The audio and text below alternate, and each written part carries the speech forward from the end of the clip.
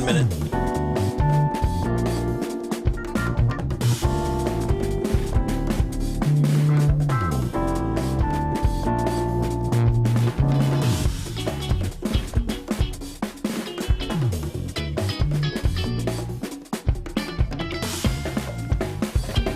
Seconds.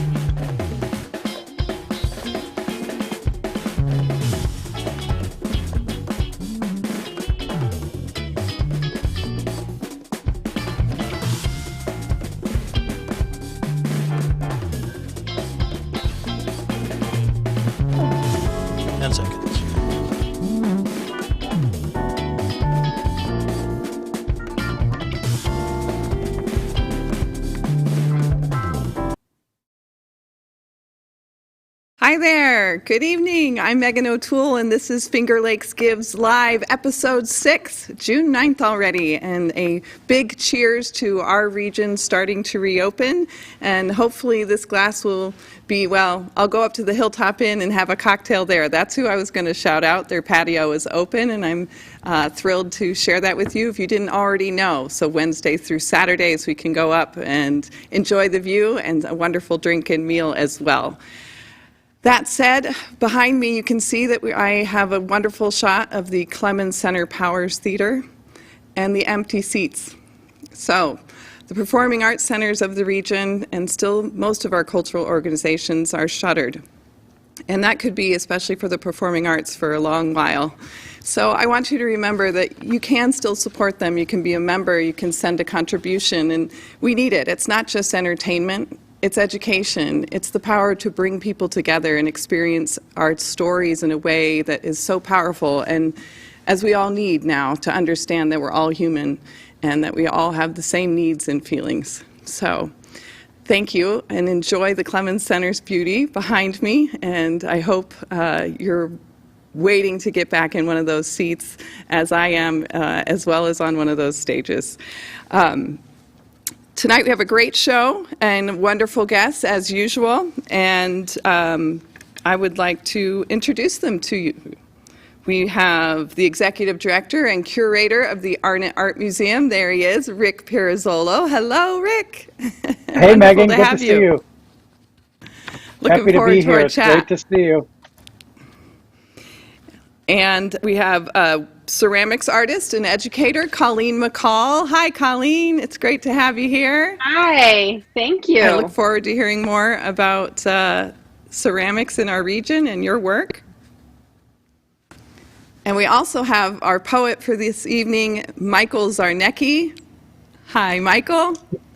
Hello, Megan. Great to see you again. Chat with you at the end of tonight's program. Yes, I'm looking forward to it. It's great to have everyone. So we're going to get started right away and welcome Rick back into the shot. And hopefully we have his audio all together. Live. We are live. Things go. Hi, Rick. Can you hear me? I hope you have my audio. I can't hear Rick. I bet you can hear me, Megan. I don't know if everyone out there can.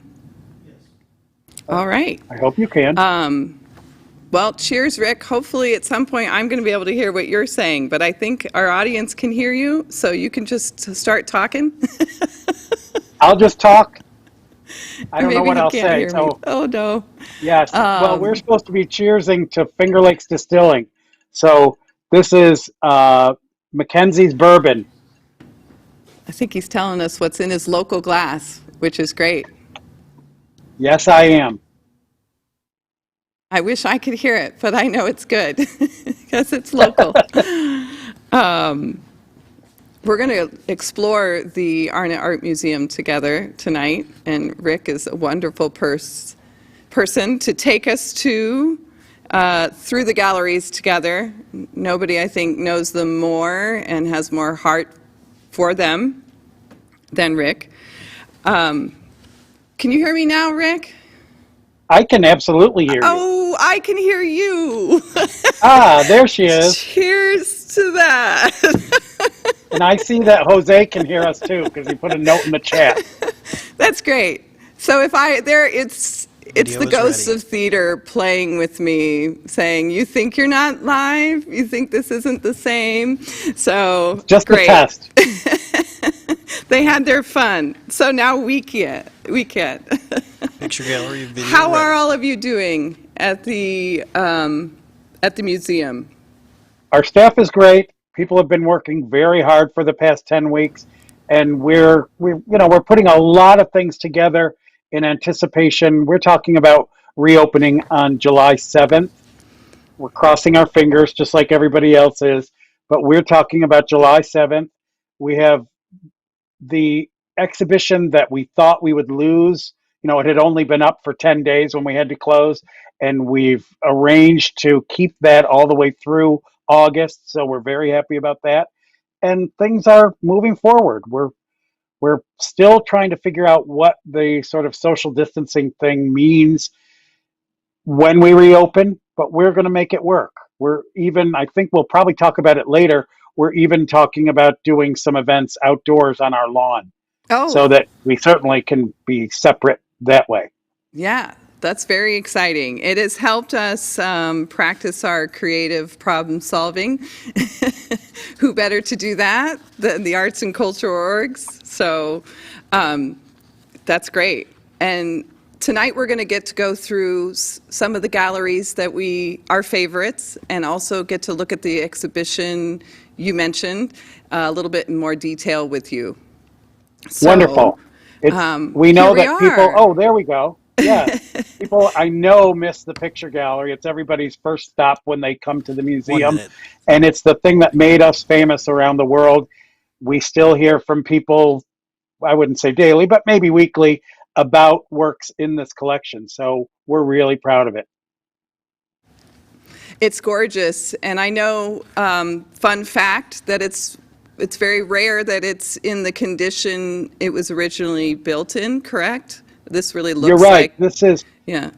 This is one of only about 6 Victorian picture galleries still in their original condition and hung the way they were when it was originally built in the United States. So, like we said, we're real proud of it, and I'm lucky that it's just 2 floors down from where I am every day. Seconds, but it's nice that you're sharing it with everybody this way through the video. It still looks warm and inviting. I wish I could be in one of the little velvet chairs, and all the history of your building is really wonderful. And I don't know if you want to give the 2 seconds about that for the viewers who are not from here. Sure. We're in our 107th season, if you can believe that. We're one of the longest existing museums of fine arts in the region. So we're very proud of the collection.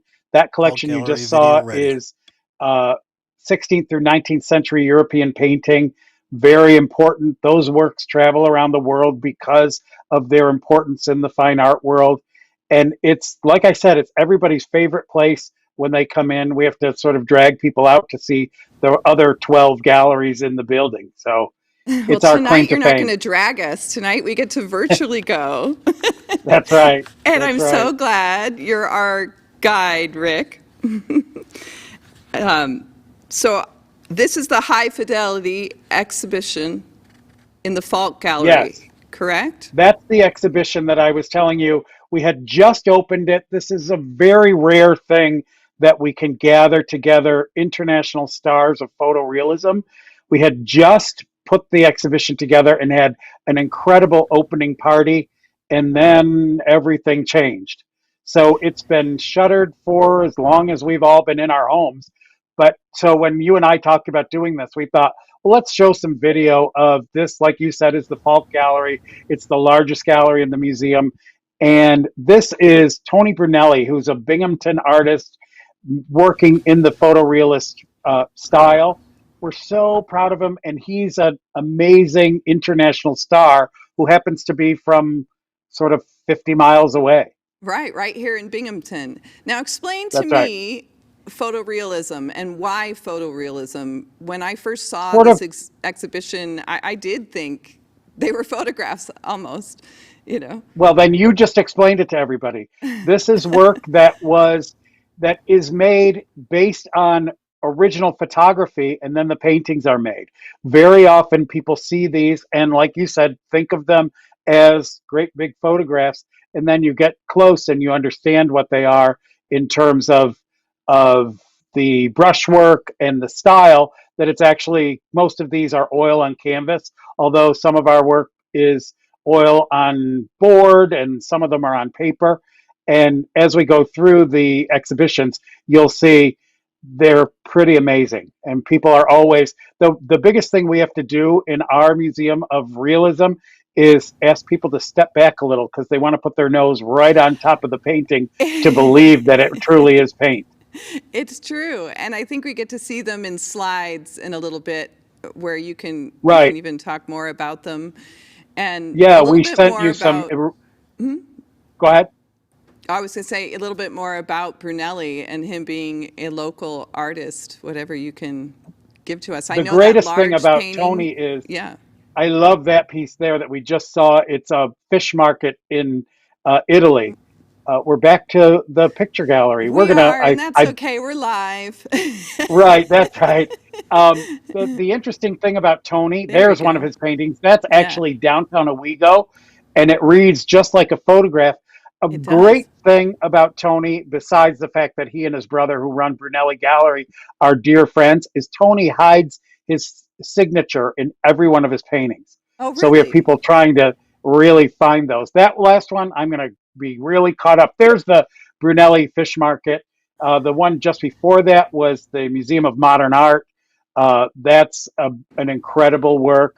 This one we love. It's Raffaella Spence, who's born in London. She lives in Italy, and she paints images of landscapes of modernity. So she paints incredible shots.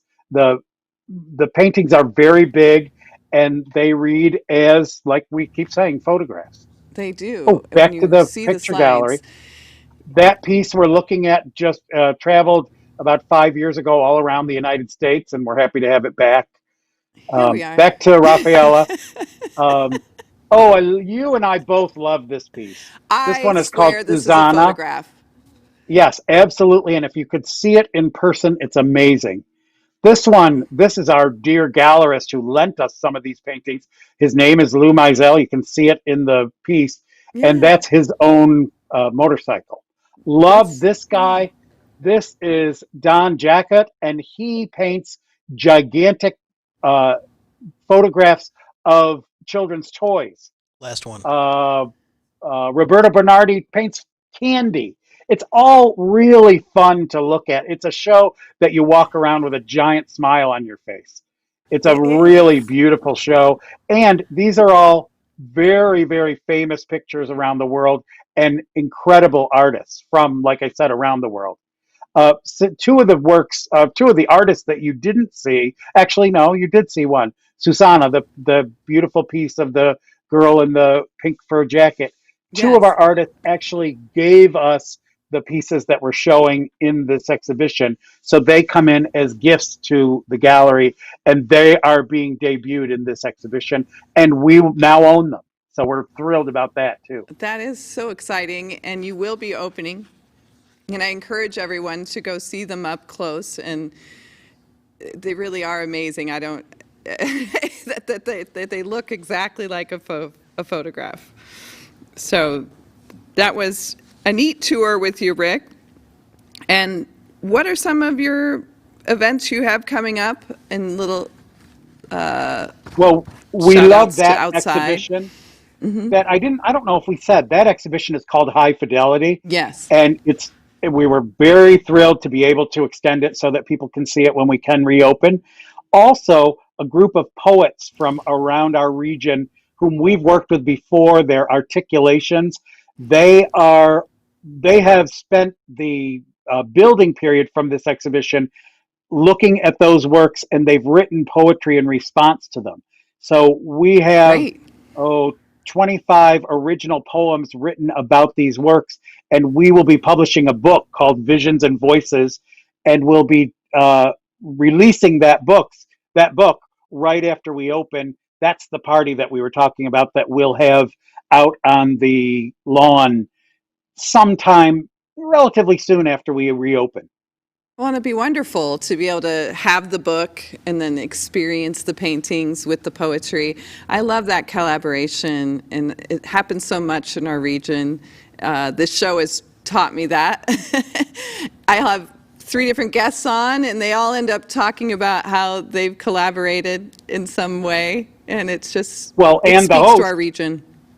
you of all people know that this was the season, even though it didn't quite happen, we're still going to make all of the events that we had planned in collaboration happen.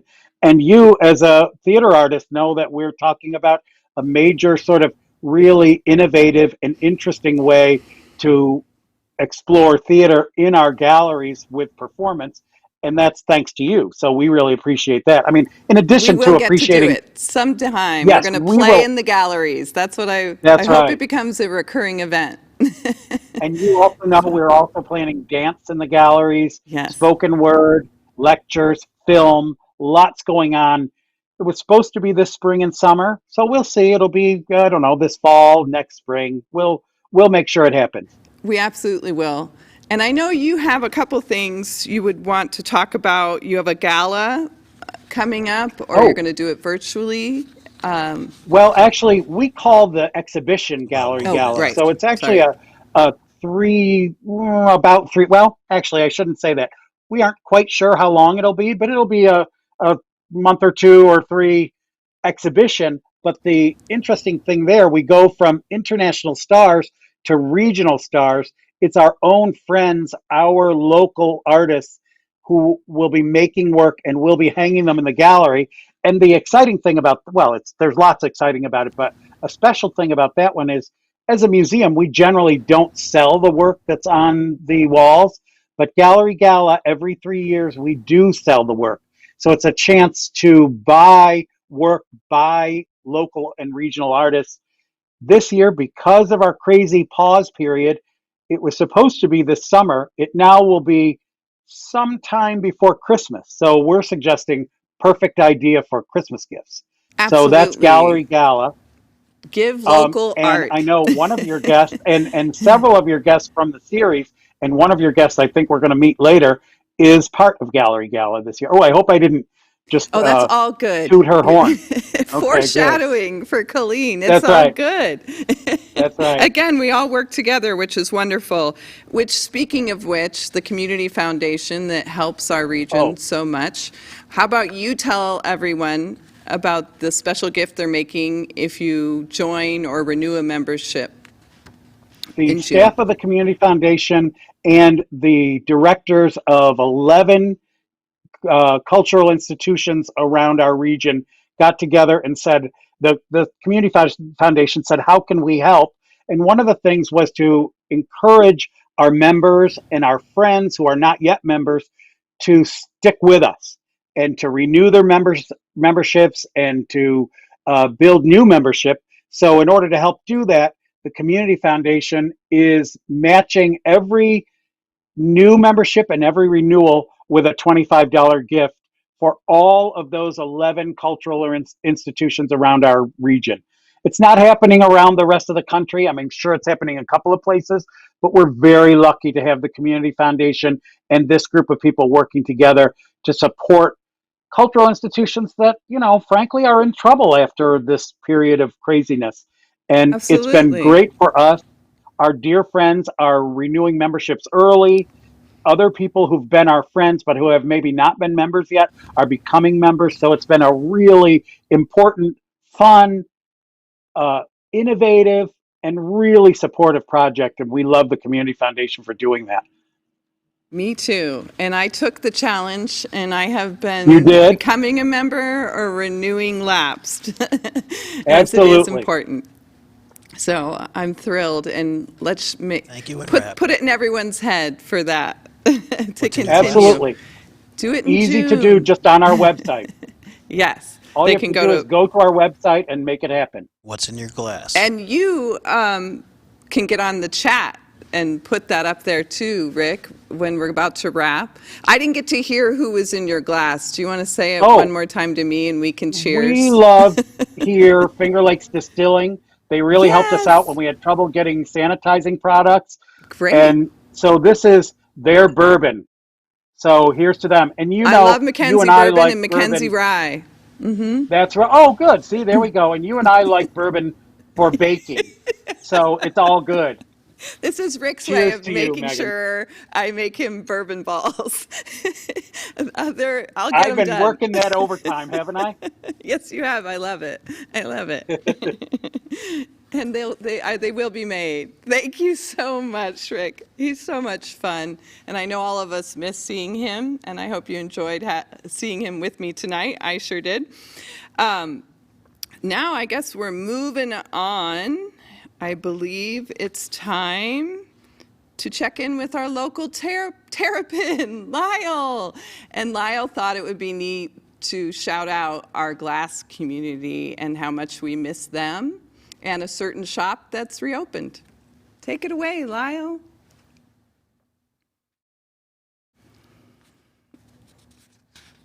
All right, it's Lyle on the town. I perhaps didn't give a good cue.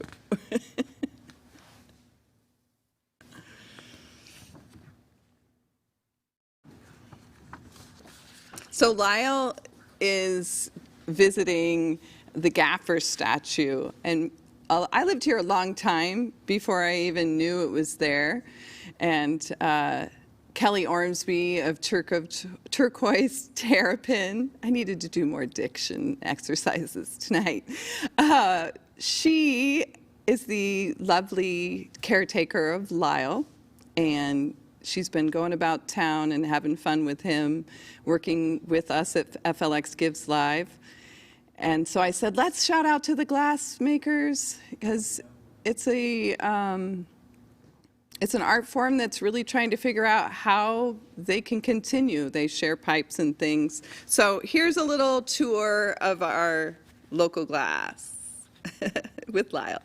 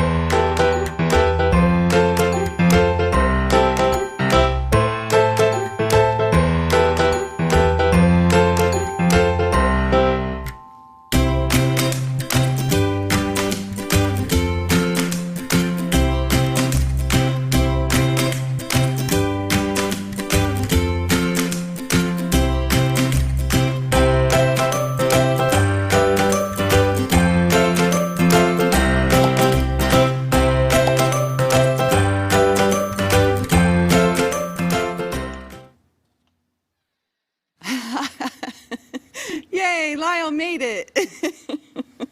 And I love that we got a view of the Chihuly that is waiting for us at CMOG and get to celebrate that Vitrix glass on Market Street, my beautiful vessel here, is now open.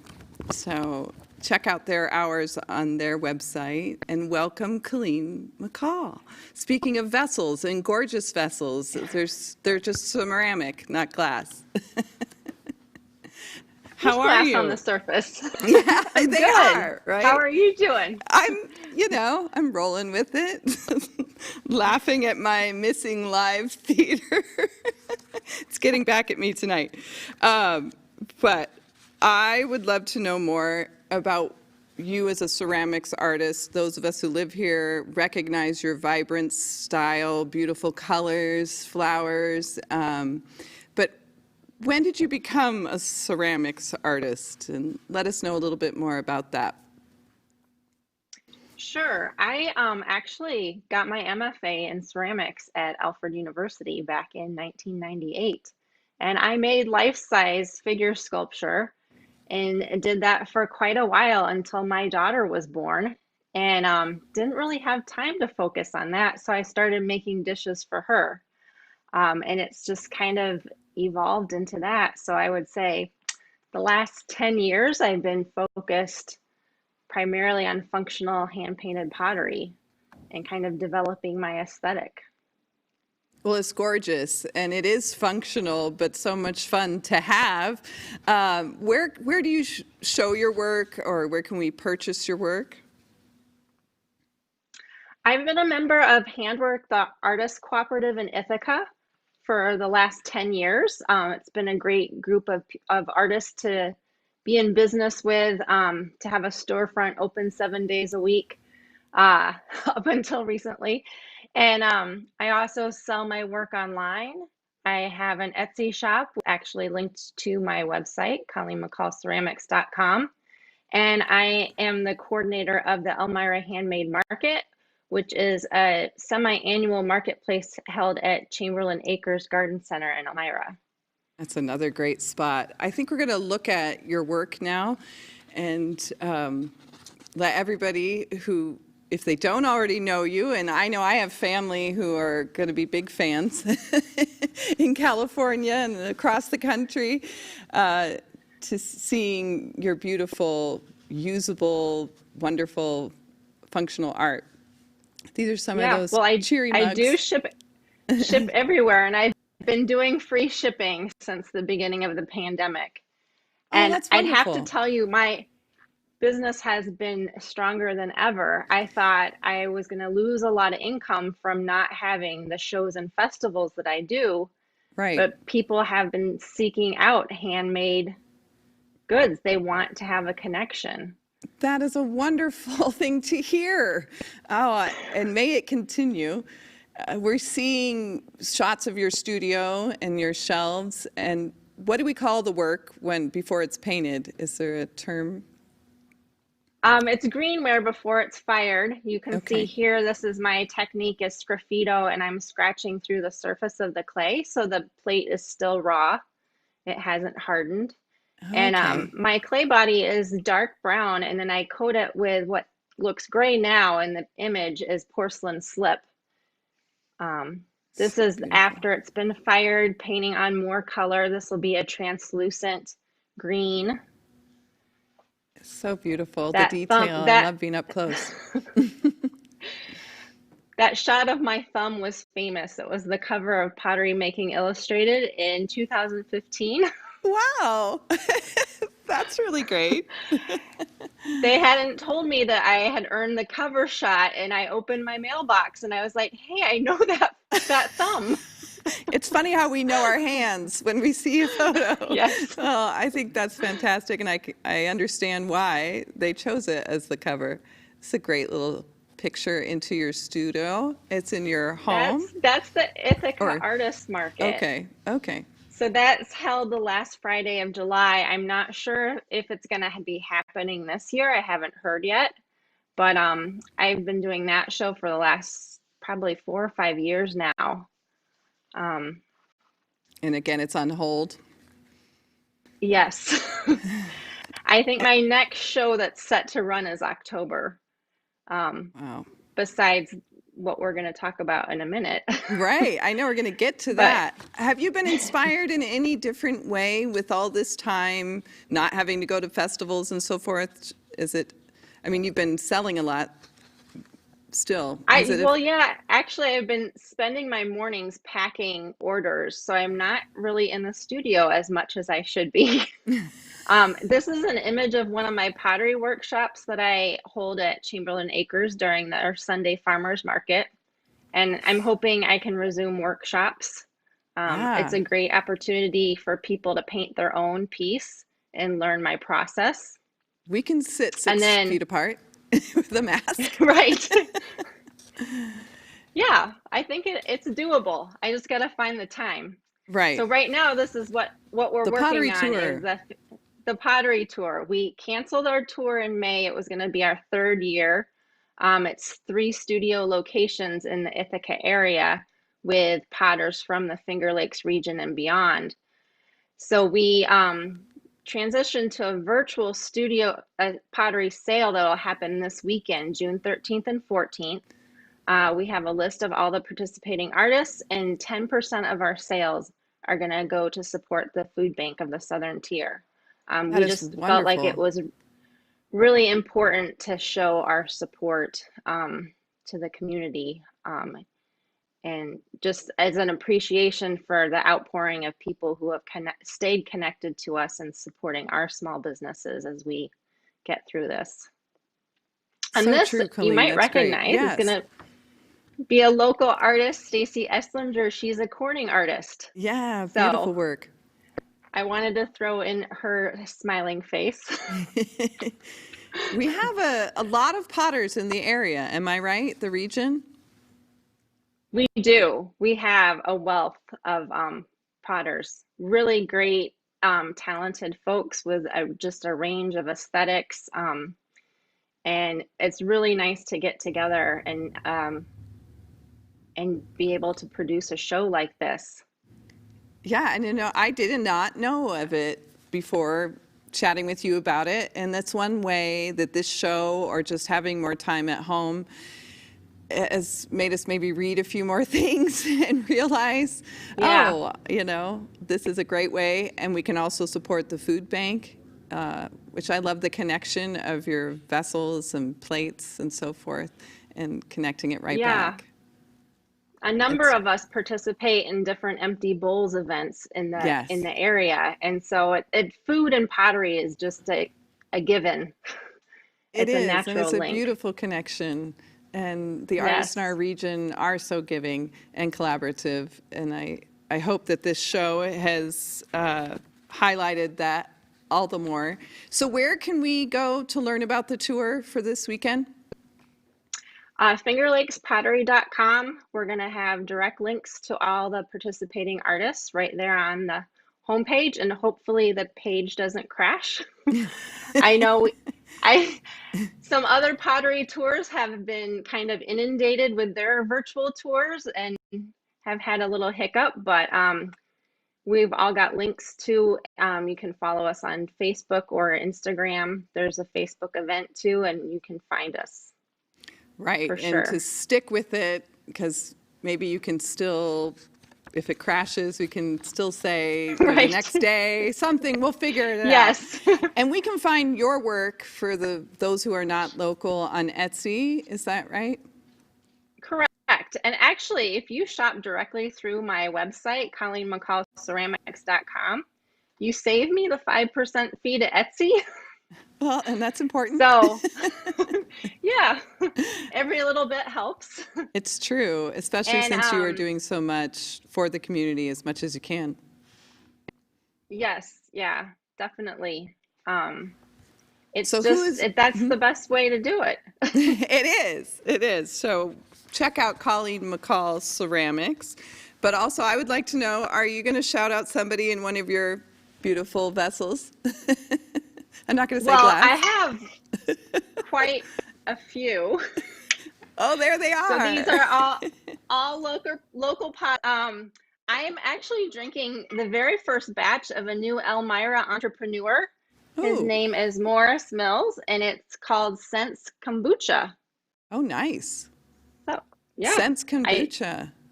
We'll put that in the chat, Colleen, so we can make sure to check them out as well. Yes, I will.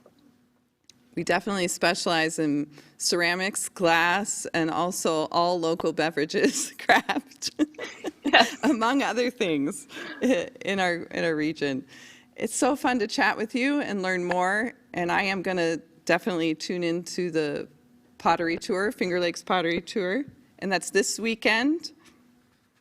And I look forward. It is this weekend. A lot of our shops are launching at 10 a.m. I'll have my new collection of pots that are firing as soon as this show is over today. Yeah. That's great. You have so many beautiful designs. That's the hardest part, is trying to choose. But I was glad that we got to look at them tonight and learn a little bit more about your process and all the wonderful potters in this area. Thanks to Alfred State University and a lot of It's you. actually the New York State College of Ceramics at Alfred University. Okay. So there's that's good to 3 learn. different kind of schools. Yeah. And you can tell us about that so that people who are inspired know where they can go and learn. Right. And they actually have a new ceramics museum. on the campus. So I'm not sure when they're going to be opening up again, but it's a great little jaunt over to Alfred and a very quaint town and a Yeah, lot to see. absolutely. Cheers. Colleen, great Cheers. to enjoy your work, learn a little bit more, and I can't wait to see you out and about, maybe at Chamberlain Acres on a Sunday. Yes. Thanks, Megan. Thank you so much. Colleen's going to join the live chat and make sure she uploads all that information, and it'll be great. I can't believe it's already time for Art at Home, which it's a little different this week because I don't have any submissions. So I'm changing up the challenge, and it relates to our featured poet, Michael Zarnecki. In a few moments, he's going to share some wonderful haiku with us. And I wanted, from the beginning of this show, to put a challenge out locally during this time of shutdown to write haiku, local haiku. So send it to me about something you're missing, something you love about the area. It's an accessible poetry, accessible form of poetry. And it's one to try out. And I would love to have you send them to me, Megan at earts.org. And we're going to have Michael teach us how it's really done. It's a very beautiful haiku he's going to share with us and talk afterwards. But right now, I challenge you, please think about it. Just 575, those syllables, and show us your local love and send them to me.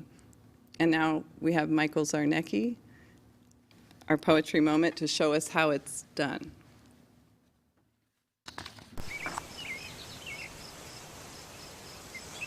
Hello, I thought I would like to read some haiku, bring a little of the outdoors inside.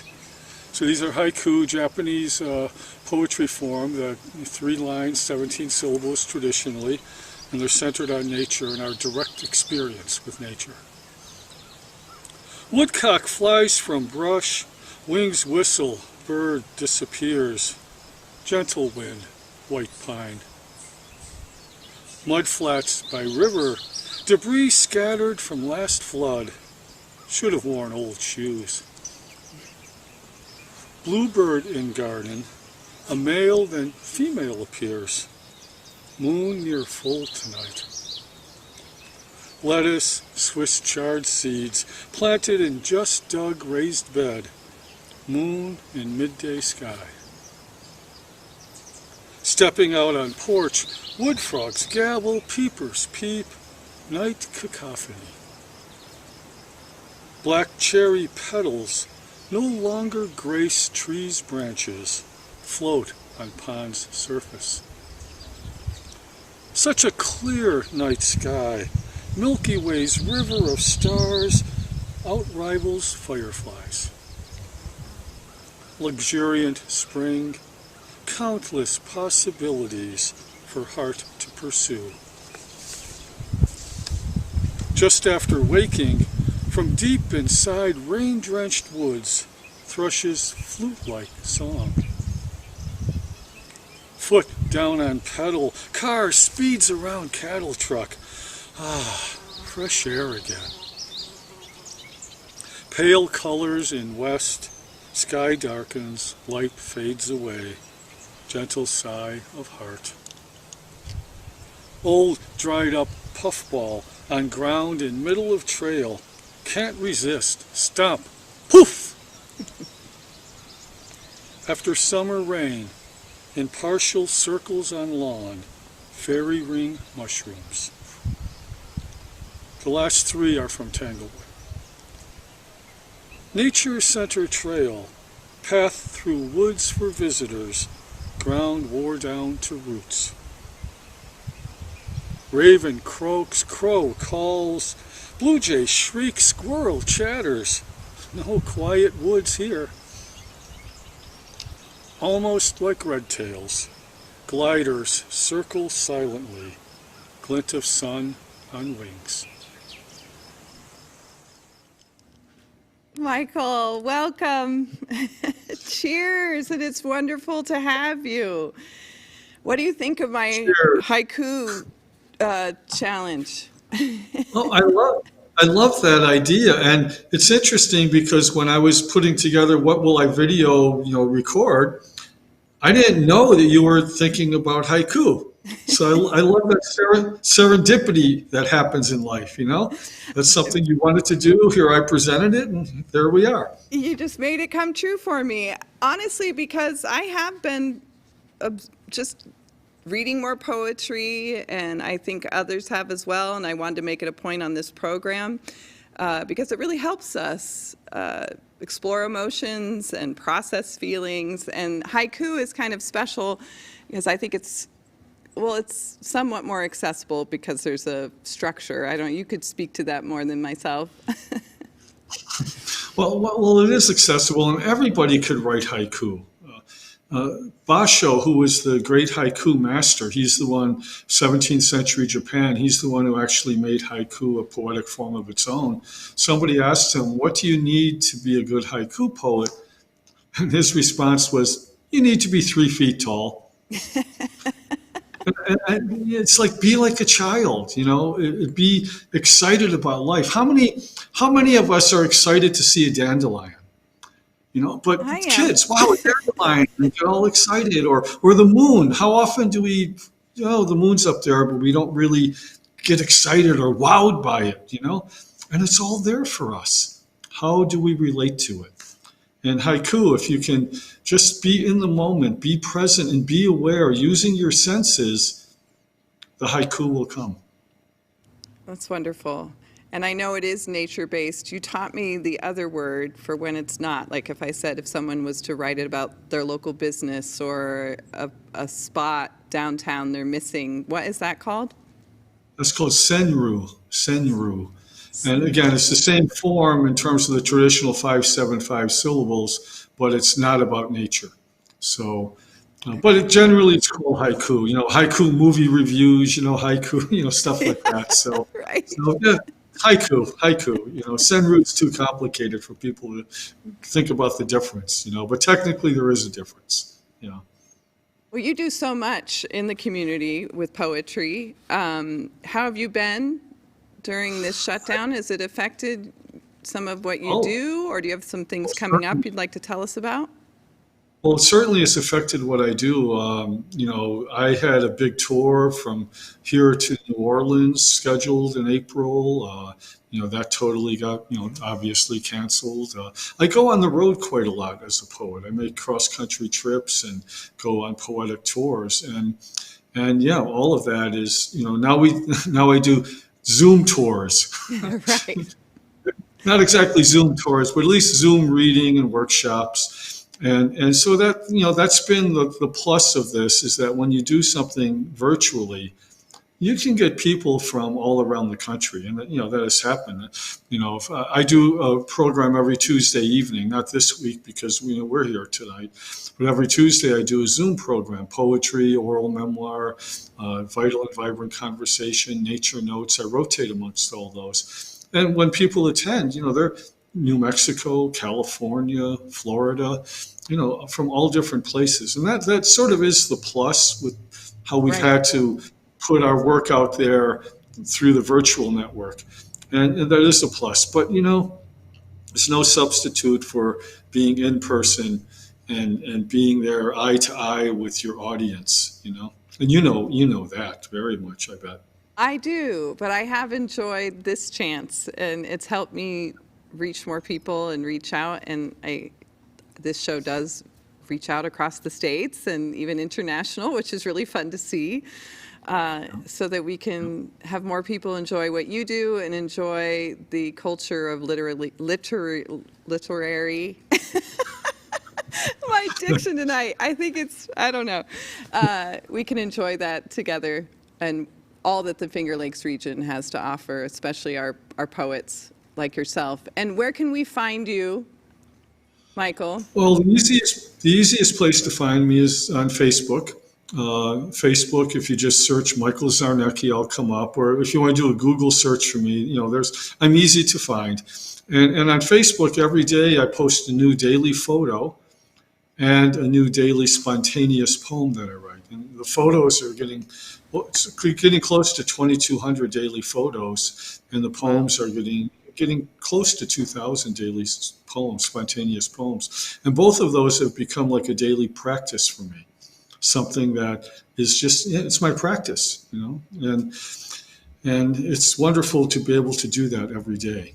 Absolutely, and wonderful that we get to experience it, and thank you, because it is a gift to all of us. So if Michael has time to get on the chat, if he doesn't, look up Michael Zarnecki. Poet Guy is another something you go by. And find him on Facebook. I used to do a lot of work in the schools, and kids, instead of saying Mr. Zarnecki, oh, there's the poet guy. So, hey, not a bad handle. Not a bad handle. I like the handle. I like it. Yeah. So who's in your glass, local? In my glass, this is actually a special glass. I'm at the Arts Council of the Southern Finger Lakes doing this. And this is a glass that is from Billboard Ball. Years ago, there was a project, the Arts, a long time ago, and it was artists. Long time ago, Jan Newcomb, yep. Yeah, exactly. And this was a glass that was, I think, maybe given out if you attended the Billboard Ball, I believe. So, and what a great shout out. And what I have in here is a semi-dry Riesling from Heron Hill. Wonderful, delicious. Heron Hill was the last real job I had, 25 years ago. Yeah, I quit to just be a poet, and that's all I've done for 25 years. But the last real job I had was delivering and then selling wine for Heron Hill. And if I could do another shout out to someone who isn't here anymore, Peter Johnstone. He was the co-owner and winemaker at Heron Hill, and just what a wonderful, beautiful person he was. And so a little shout out to Peter wherever he is now. Absolutely, and a cheers to him and to you, and another shared connection we'll talk about offline. I also got to work at Heron Hill. So again, our community is so interconnected, and it's wonderful. And our wine region, I know, is reopening, and soon, hopefully, people will get to come experience it, not just the locals, but also others who love this region. But I look forward to seeing you and everyone else when we can. Thank you, Megan. Thank you, and I'm going to contact you if I get haiku, so send it in. Maybe I'll have Michael and others read it for us. It was a great night.